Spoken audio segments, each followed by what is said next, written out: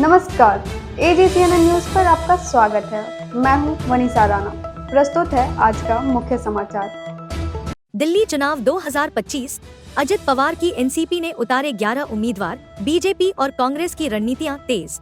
दिल्ली विधानसभा चुनाव 2025 के रण में अजित पवार की एनसीपी भी उतर गई है।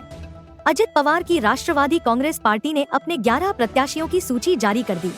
एनसीपी ने बुराड़ी से रतन त्यागी, बादली से मुलायम सिंह, मंगोलपुरी से खेमचंद, चांदनी चौक से खालिदुर्रहमान, बल्लिमरान से मोहम्मद हारून, छतरपुर से नरेंद्र तंवर, संगम विहार से कमर अहमद, ओखला से इमरान सैफी, लक्ष्मीनगढ़ से नमाहा, सीमापुरी से राजेश लोहिया और गोकुलपुरी से जगदीश भगत को टिकट दिया है।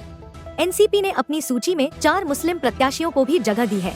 दिल्ली विधानसभा चुनाव के लिए कांग्रेस पार्टी ने भी अपनी तैयारी तेज कर दी है। कांग्रेस ने अब तक 2 सूची जारी की है। 70 सीटों में से कांग्रेस अब तक 47 प्रत्याशियों के नाम का ऐलान कर चुकी है। कांग्रेस ने पहली सूची में 21 और दूसरी सूची में 26 उम्मीदवारों के नाम का ऐलान किया था। बता दें कि दूसरी सूची जारी करने से पहले कांग्रेस की सेंट्रल इलेक्शन कमेटी की बैठक हुई थी। इस बैठक में 35 प्रत्याशियों के नाम को लेकर चर्चा की गई थी, लेकिन दूसरी सूची में 26 उम्मीदवारों के नाम का ऐलान किया। 9 सीटों को फिलहाल पेंडिंग रखा गया है। दिल्ली चुनाव 2025 के लिए अब तक बीजेपी ने अपने उम्मीदवारों का ऐलान नहीं किया है। पीएम मोदी के पास 70 उम्मीदवारों की सूची भेजी गई है। इस पर विचार चल रहा है। जल्द ही सूची जारी हो सकती है। गौरतलब है कि सूची जारी करने से पहले बीजेपी केंद्रीय चुनाव समिति की बैठक होगी। इस बैठक में प्रत्याशियों के नामों पर मुहर लगेगी।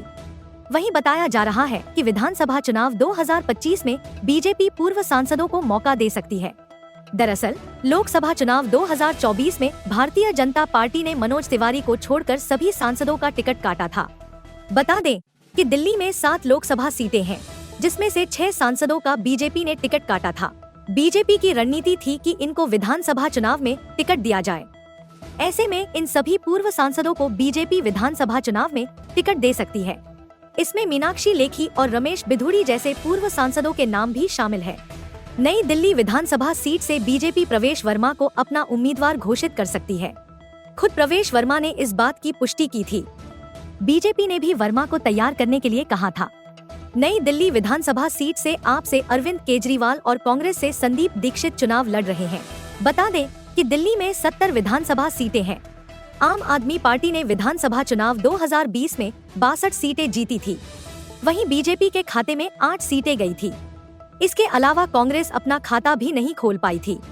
विधानसभा चुनाव 2015 में आप पार्टी ने 67 सीटें जीती थी। इस चुनाव में बीजेपी को महज 3 सीटें मिली थी। वहीं कांग्रेस को एक भी सीट नहीं मिली। पिछले 2 चुनावों में कांग्रेस भले ही एक सीट भी नहीं जीत पाई हो, लेकिन इस बार दिल्ली में आम आदमी पार्टी, बीजेपी और कांग्रेस के बीच त्रिकोणीय मुकाबला है। आज के लिए बस इतना ही। मुझे दीजिए इजाजत। नमस्कार।